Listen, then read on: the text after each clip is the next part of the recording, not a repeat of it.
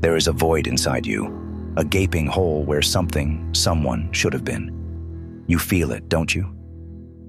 In the moments when you lash out, when you defy the rules, when you sabotage your own path, there's a whisper, a question that haunts you. Why can't I stop breaking what I build? Sigmund Freud, the father of psychoanalysis, would look at you with his piercing gaze and name that void. It's the absence of a father, a missing piece in the puzzle of your psyche, a fracture that echoes through every rebellion, every act of defiance, every self-inflicted wound. Freud's Oedipus complex, a cornerstone of his theory, reveals a chilling truth. When the father is absent, the authority he represents crumbles, and in that void, rebellion takes root. The void of authority isn't just a gap, it's a force that shapes you, drives you, and destroys you. Are you ready to face it? Or will you keep rebelling against a ghost you can't even name? Let's start with the obvious. You had a father, or you didn't. Maybe he was there but only as a shadow, a man who never spoke, never guided, never stood as the pillar you needed him to be. Maybe he was gone entirely, a name on a birth certificate, a story you've heard but never lived. Or maybe he was present but weak, unable to embody the strength, the law, the authority that a child craves. Whatever form his absence took, it left a mark.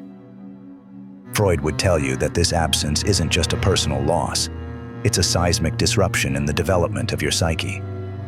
In his Oedipus complex, Freud mapped the primal drama of childhood.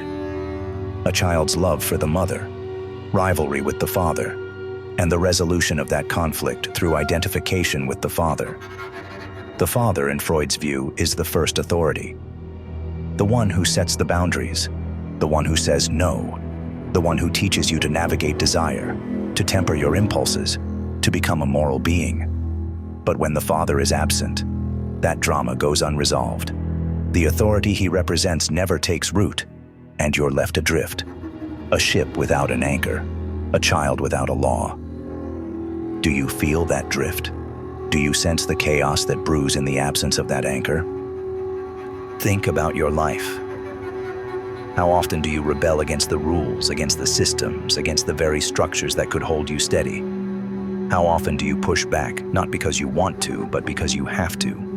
Because something inside you refuses to bow, refuses to obey?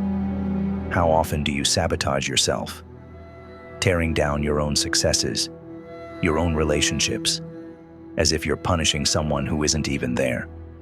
Freud would say that this rebellion, this self-sabotage, is the echo of the father's absence.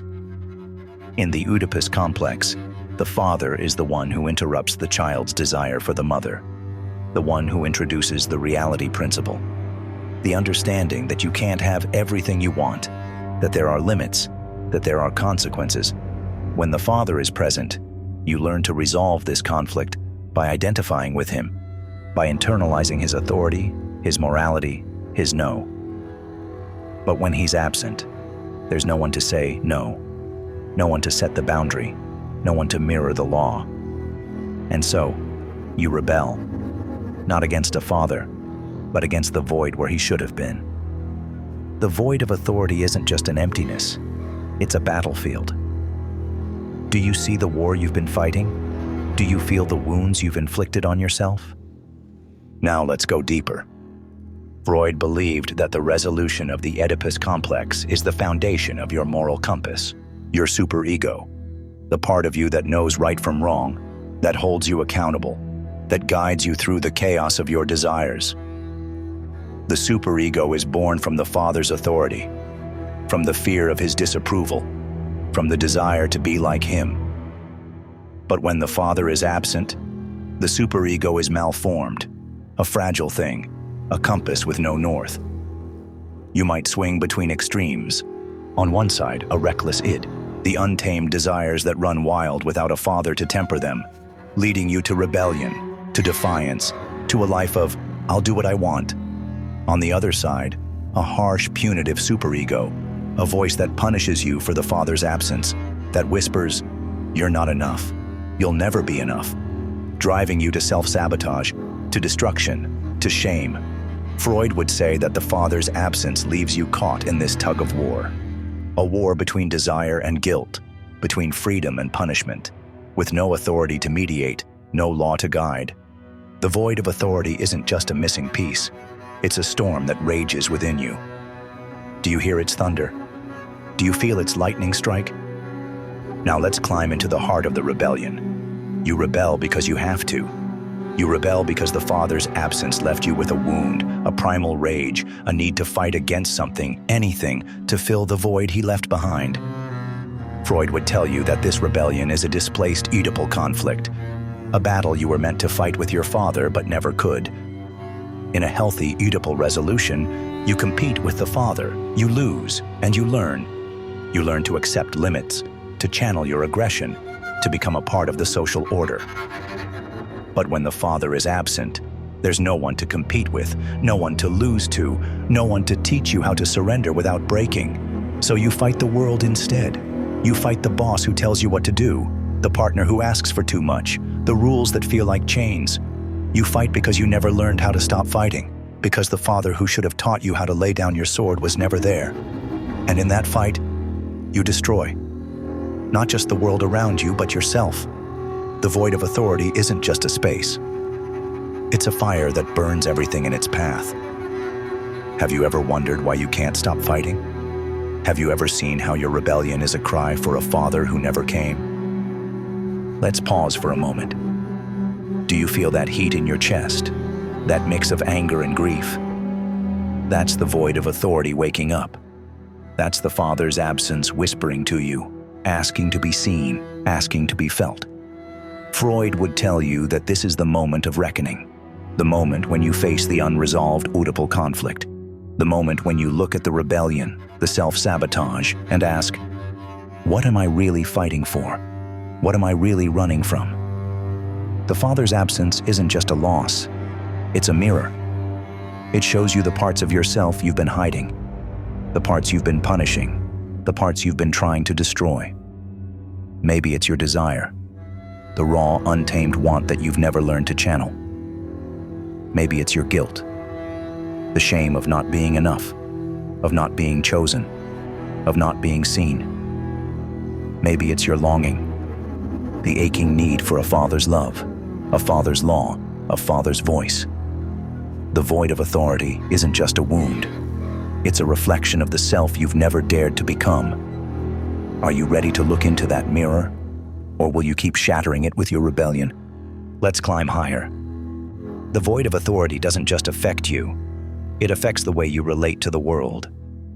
Freud believed that the father is the first representative of society, the one who introduces you to the larger order, the one who teaches you how to belong. When the father is present, you learn to navigate authority, to respect it, to internalize it, to find your place within it. But when he's absent, your relationship to authority becomes a battlefield. You might reject it entirely, becoming the rebel, the outcast, the one who says, I don't need anyone. I don't need anything. Because deep down, you believe that authority will always fail you, just like your father did, or you might crave it, seeking out figures to replace the father you never had, bosses, mentors, lovers, only to rebel against them when they inevitably fall short, when they can't fill the void that was never theirs to fill.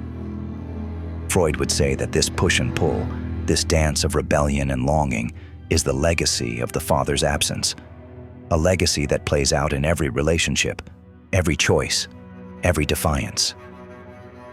The void of authority isn't just personal, it's relational. Do you see how it shapes the way you love? Your attachment style? Do you feel how it shapes the way you fight? But here's where the ground shifts beneath your feet. The void of authority isn't just a curse, it's a call.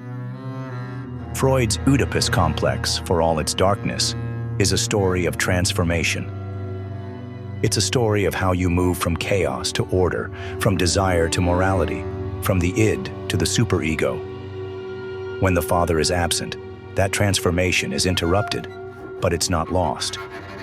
The rebellion, the self-sabotage, the rage, they're not the end of the story.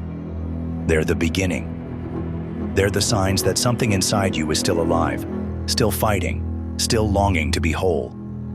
Freud would tell you that the void of authority is a wound, but it's also a doorway. It's a doorway to the parts of yourself you've been hiding, the parts you've been punishing, the parts you've been trying to destroy. What lies on the other side of that doorway? What would happen if you stopped rebelling against the void and started listening to it? Maybe you'd find your desire, the raw, untamed energy that could create, not destroy. Maybe you'd find your guilt, the shame that could soften into forgiveness, into grace. Maybe you'd find your longing, the need for a father that could become a need for yourself, a need to become the authority you never had. The void of authority isn't just a space, it's a passage. Are you willing to walk through it? Or will you keep burning in the fire of your own rebellion? Let's take this a step further. The void of authority isn't just personal, it's collective. Freud's psychoanalytic theory tells us that the Oedipus complex is universal, a drama that plays out in every human psyche, a drama that shapes the very fabric of society. In a world where fathers have been absent for generations, whether through abandonment, neglect, or the demands of a culture that pulls them away, the void of authority is a scar that runs through us all. Look around you. How many people do you know who are rebelling, not just against their fathers, but against the world? How many are fighting systems, breaking rules, sabotaging their own lives because they never learned how to trust authority, how to belong to it, how to find their place within it? Freud would say that this collective rebellion is the legacy of a fatherless world, a world where the Oedipal conflict was never resolved, where the superego was never formed, where the law was never internalized. The void of authority isn't just your story, it's our story. It's the story of a society that's lost its anchor, that's burning in the fire of its own defiance. Do you feel the weight of that? Do you see how your rebellion is a thread in a larger tapestry? Now let's step into the realm of the sacred. Freud, though a man of science, couldn't escape the spiritual undertones of his own theory. The father in the Oedipus complex is more than a man. He's a symbol, a godlike figure, the first authority, the first law. In many traditions, the father is a reflection of the divine, the one who creates, the one who orders, the one who speaks the world into being. When the father is absent, your connection to the divine is wounded. You might struggle to trust in a higher order, to believe in a universe that has meaning, to feel that there's a law that holds you, that guides you, that loves you. Or you might rebel against the divine itself, rejecting any notion of a higher power, because deep down you believe that all authority, even the sacred kind, will fail you, just like your father did. Freud would say that the void of authority is a spiritual wound, a crack in your connection to the sacred. But here's the mystery. That crack is also a doorway. The absence of a father forces you to seek the law within yourself, to become your own authority, your own God, your own light. The void of authority isn't just a loss, it's an invitation to find the sacred in the chaos. Have you ever felt that longing for something greater? Have you ever sensed that the absence of your father is a call to become the authority you never had? The void of authority isn't static, it evolves. Freud's Oedipus complex is a story of development, a story of how you move from the chaos of childhood to the order of adulthood. When the father is absent, that development is disrupted, but it's not destroyed. The rebellion, the self-sabotage, the rage, they're not the end of the story. They're the beginning. They're the signs that something inside you is still alive, still fighting, still longing to be whole. Freud would tell you that the void of authority is a wound, but it's also a teacher. It shows you where you've been, and it points you toward where you're going. What did you learn from the father's absence? Did you learn to fight, to survive, to stand alone? And what can you learn now? Can you learn to stop fighting, to stop destroying, to start building? Can you learn to become the authority you never had? to set your own boundaries, to create your own law. The void of authority shapes your rebellion, but it also holds the key to transcending it. Do you see the beauty in that? Do you feel the power in that? Let's step back for a moment. Do you feel that shift inside you? That flicker of recognition? That's the part of you that knows this is true. That's the part of you that's tired of rebelling, tired of sabotaging, tired of fighting a war you can't win. That's the part of you that's ready to face the void of authority, to look into the absence, to see what it has to teach you. Sigmund Freud's work isn't just about understanding the psyche. It's about transforming it. It's about taking the raw material of your wounds and turning them into something sacred, something whole, something yours. The void of authority isn't a curse. It's a call. It's a map. It's a key. But you have to be willing to pick it up. You have to be willing to unlock the door. So what now? Will you keep rebelling against the void, letting it drive you, letting it destroy you? Or will you step into the void, face the absence, and discover the authority that's waiting on the other side? Because here's the truth that Freud whispers from the depths of the unconscious. The void of authority is not the end of your story. It's the beginning. It's the beginning of a journey toward order, toward morality, toward the self you were always meant to be. Imagine for a second what your life could be if you stopped fighting the absence and started embracing it. Who would you be without the need to rebel? What would you do if you knew you could be your own authority, could set your own law, could give yourself the structure and discipline you never received? That version of you, calm, grounded, whole, is waiting on the other side of the chaos that holds you now. This is the journey that Sigmund Freud invites you to take. A journey not away from the void of authority, but through it. A journey not toward rebellion, but toward resolution. A journey not toward destruction, but toward creation, fully, deeply, fearlessly. The absence of a father fuels your rebellion, but the willingness to face that absence, to hold it, to learn from it, is what creates a new authority, one that's truly yours. This isn't the end of your story. It's the beginning of a new chapter. A chapter where you stop fighting, where you start building, where you finally become the authority you never had. If this resonated with you, if this stirred something deep inside, subscribe and hit that bell. Because the next chapter might just be the one that changes everything. And in the comments, leave me this phrase: I claim my authority. That's how I'll know you're here, part of this community of brave souls, ready to step into the void and find the law. Until next time, take a deep breath, look into the void, and see what's waiting. The door is open. Will you walk through?